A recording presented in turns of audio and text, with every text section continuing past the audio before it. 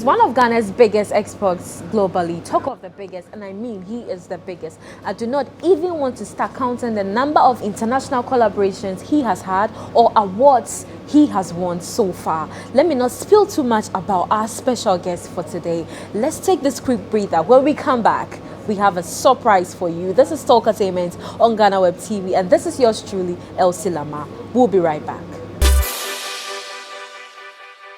Welcome back from that quick breather. You are watching Talkertainment on Ghana Web TV, and we want to give a special thanks to Marriott Hotel for giving us this venue for this particular episode. And as usual, this show is proudly brought to you by Cheesy Pizza. Cheesy Pizza has all you want from juices, smoothies, jollof, fried rice, spaghetti, and meatballs. We have great deals for you all week round. Cheesy Pizza gives you the McCheesy combo every Monday and Thursday. With only 49 cedis, you get one small pizza, fries, chicken, Coca-Cola at all branches. Tuesdays are Super Tuesdays at all Cheesy Pizza branches.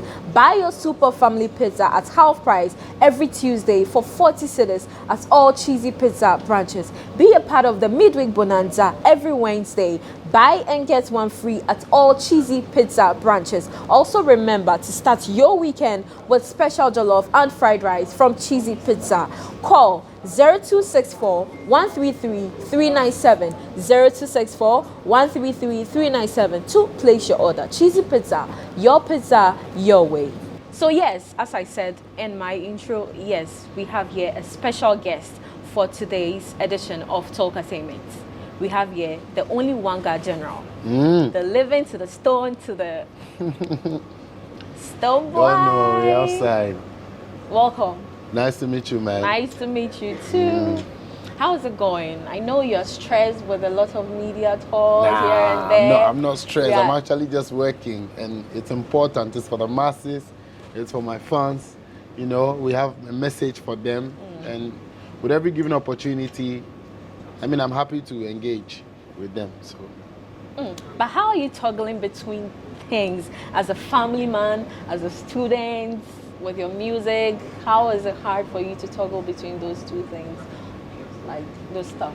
Yeah, life is a class. Life is a school, so we're all students of life, you know. So we have to learn by force. But actually, on a serious note, I mean, I think it's not, for me, it's not an extra.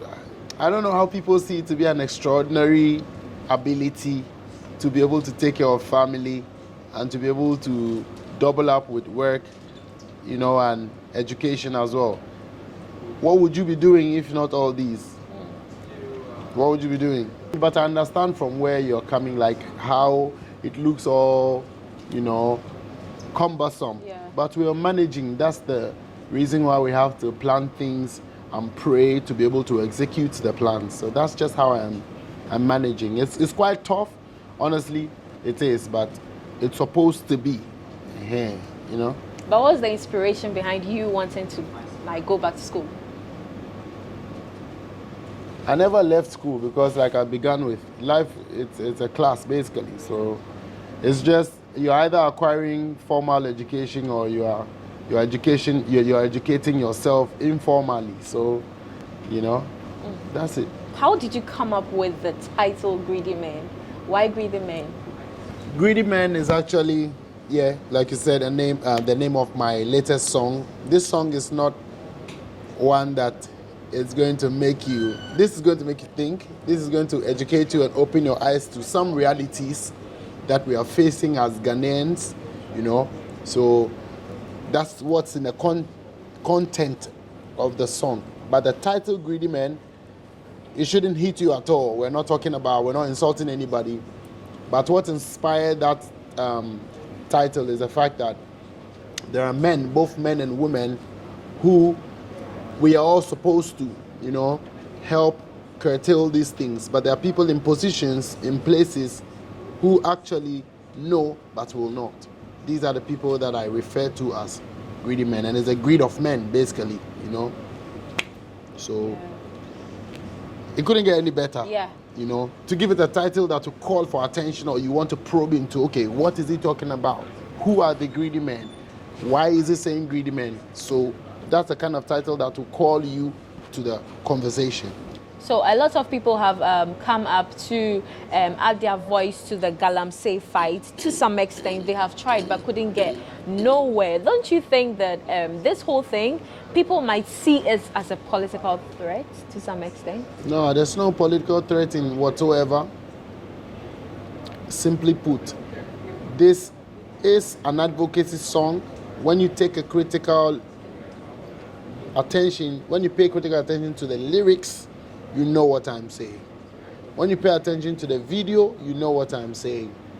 I am not, I repeat, fighting against anybody who is trying to get their hustle to live life. Listen to the song, check the lyrics, get back at me on social media, Twitter, Instagram, Snapchat, and let's discuss. You will now get the understanding of what I'm saying. I'm only advocating and standing for the people and pushing so that the powers that be will be able to look at the people, fend for the people, and deliver what is deserved to the people. I know at every point in time you are being driven by a particular thing to write a song, but when it came to this very galamsey issue, is it the case that you were traveling and you saw the waters, or you saw something? What actually was the inspiration behind it?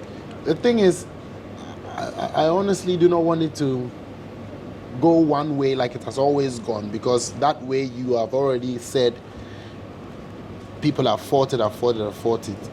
I would just beg everybody who cares to know to dig into the song, and check the things that I'm talking. I'm not only talking about galamsey, I'm actually talking about mining. I'm actually talking about the rewards that we are supposed to get, like I said already, as people. I'm actually addressing a deeper concept. For the galamsey bit that comes in there, I'm addressing the depth, why we need employment. That's why government has launched the initiative to alleviate poverty and then improve upon the living standards of those who have been affected in those communities by such practices. Do you get what I'm saying? Yeah. So there's a deeper thought to this song. This song is not listen to me well. This song is not a stop galamsey kind of song. No. Do you get what I'm saying? This song is deeper than stopping it. This song is telling you what goes on. See? This song is demanding for a better living for people in those communities and demanding for the companies, whether legal or illegal, to do the right thing. You know, for me, I'm also coming from an advocacy perspective.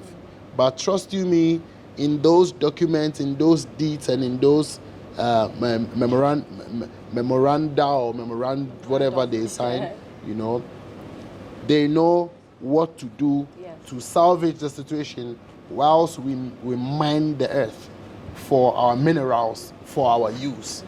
You know? If we want to go and talk about this galamsey menace, we'll keep going over and over again, because believe you me, our leaders know the right thing to be done. And trust me when I say that some of these people are directly, indirectly responsible for some of these things.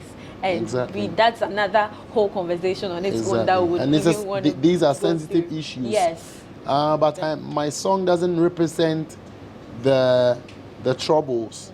My song actually is calling for attention onto these things, and actually is meant to push and aid, you know, people and those that are involved at top levels, at lower level, at middle levels, to be able to implement the right, not policies, the policies are there, to be able to implement the right actions, you know, to curb these things. That's what my song is standing for. Yeah, the talk is enough. Because irrespective, we need these minerals to survive. Yeah, that's true. So the things that are written down to salvage the situations is what I'm lauding my advocacy upon. Yeah, that's right. Moving away from the galamsey menace, you have been one of the people that have keenly fought for a better royalty system in Ghana. Personally, what exactly do you think that needs to be reformed in this sector? I mean, the questions have been what I think. The reality is, what I think may matter, but it doesn't really go anywhere because many of us have thoughts. And the truth is that they know what to do. I am not an occupant of such and such offices because they didn't also get up and occupied this position. So we should direct the questions to what is being done. How transparent is what is being done to the public or to the users or to the creators of such materials, which is creative materials. So we are also asking them what it could be. Because the question I get a lot, which I'm very realistic about right now, is what do you think can be done? What do you think can be done? What I think is what I think. It doesn't hold water. But what the truth is and what should be done lies and sits in those piled up books and letters in those offices.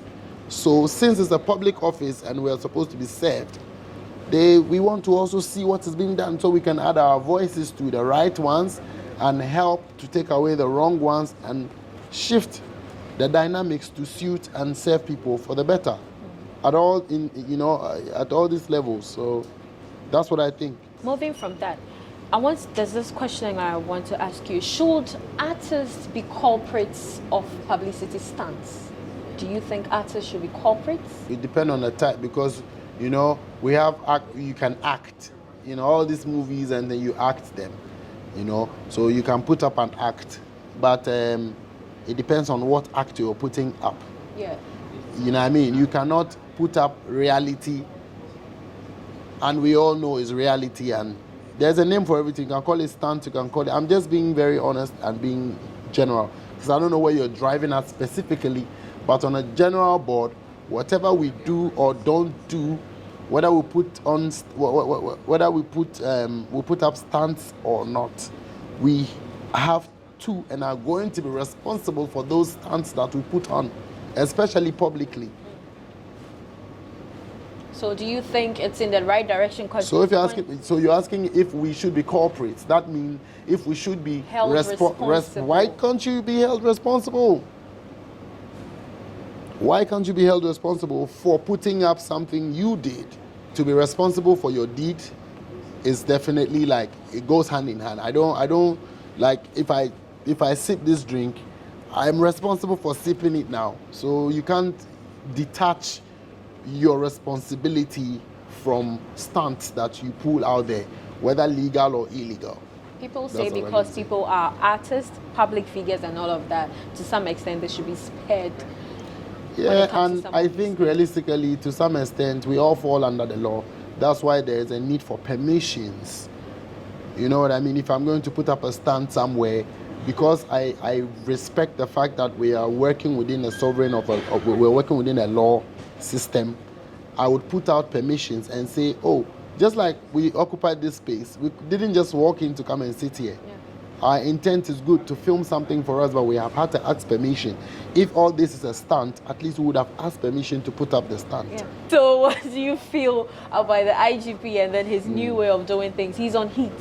And what do you think about that? You said he's on heat.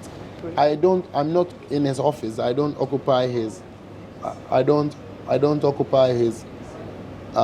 not in his office, honestly speaking. And tell you what, from where I sit, a lot of people have the right to air their feelings and air their thinkings, whatever they think. For me, I think he's just doing his work. He's not behind anything. He's a boss sitting in an office. There are divisional commanders, right? Sometimes we have to be educated as people. There are divisional commanders to the last corporal who are supposed to do their work. So that's all I can say. People are doing their work. Stonebwoy, your top 3 challenges so far? I tell you what, I am used to challenges, and challenges are part of us. And challenges have to come, else we can't record progresses. You know what I mean? So this is not, fine, let me just keep it there. So basically, in this industry, there's a need for proper infrastructure. That's a challenge. 2, there's also a need for investment. That's a challenge. And 3, there's a need for a lot of education, public education, to understand what it is to have or how we can use the creative arts to develop the nation. These 3. Okay. What inspires your songwriting? Life and events. Travels? 'Cause you Yeah, so travel a life lot. and events. Okay. Yeah. So you write very good lyrics. At what point in time do you feel like, okay, this is the time that I need to release this song. There's a time I need to release that song. What inspires the timing of the songs you release? The type of song actually has inspired the timing, you know, because that's it. You cannot plant an apple in Africa, basically. So it's like, I don't know, but I just want to know that I just want to try to explain how I release my song, and what inspires it. It's the type of song inspires the time, and the timing inspires when to release the song. So everything is timing. So you have to actually calculate the timing because it's real. There's no coincidence in this shit. You have to be heads on and deliberate about every move. Okay. Your dad preaches in church, to some extent, so you're also Fuba. Do you have any plans of becoming a pastor someday? No, to be a pastor is very limited. So To be a Stonebwoy, it gives me a lot of room to operate. So there's a pastor inside of me. The pastor inside of me is like, there's a percentage of a pastor inside of me. There's a percentage of a lawyer, there's a percentage of a lawyer, there's a percentage of everything inside of me. Because I carry a message. So but how do you feel when churches sing your song? Like your songs are being sung in churches by the pastors themselves. So then you can see there's a connect. People can relate to the message. Or ideally, ultimately, I'm a messenger. So I have the authority, you know, by divine, to be able to speak to every and any situation with melodies. So once people can relate, it doesn't matter where you consume it. You can use it in churches, you can use it in your privacy. When you're and your girlfriend, you are there and you can play it, you know? You have a tour coming up, tell us about it. Yo, big ups to every fan that has been, everybody who supported us, my loved ones and everybody. The tour coming up is the Angloga Junction UK tour, which was supposed to have come on a long time, but COVID, and then it's Komininis, they say. So finally, we have a date, we have venues, we've been selling tickets from time. November 21st, 25th, and 26th, we have London, Manchester, and Birmingham, respectively. You guys roll out, let's make this a successful one. UK, this November, I'm gonna be on my way. Big respect, Ghana, Africa, my fans across the globe. Make sure you guys log in. Get the tickets in my bios, on IG, on all online platforms. Let's roll out. You have been nominated for the Ghana Web Excellence Awards, which is coming up, Creative Arts. Yes, so want to ask your view, how do you feel about your nomination? Yeah, add 15% shares of Ghana Web as the result of my awards, because I will win. So when you win me, I don't need any money. Just give me shares, 15% shares inside Ghana Web. We'll speak to our people in the Netherlands. As my award. I'm asking for 5. 15 is outrageous. 5% of shares Ghana Web, and I'll be happy to win this one. What is your message to the voters? Yes. Why do they have to decide? It can be biased. No, you know. Because if my fans are plenty than another guy's fans, they may just vote and then. So but you guys have to use your standards. Category, you know. Yeah, but you see me, I'm a realist and I'm fair. So you guys have to have a standard, which I believe that I'll qualify through it all. Anyway, involving the public is a good idea. Yeah. But anyhow it goes, I'm a winner. What has been your driving force in life, and what we should expect for you in the coming years?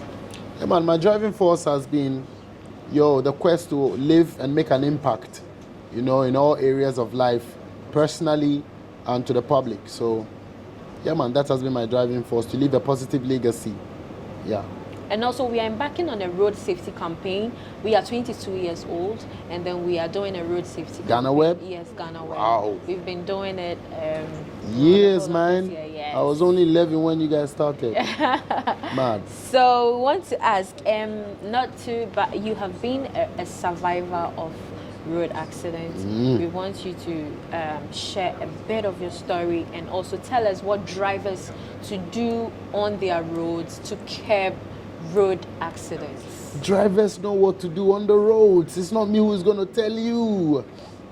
Drivers know what to do. Drive safely. You have the manuals before you got your driver's license. You know that you have to go through writing exams and all of that.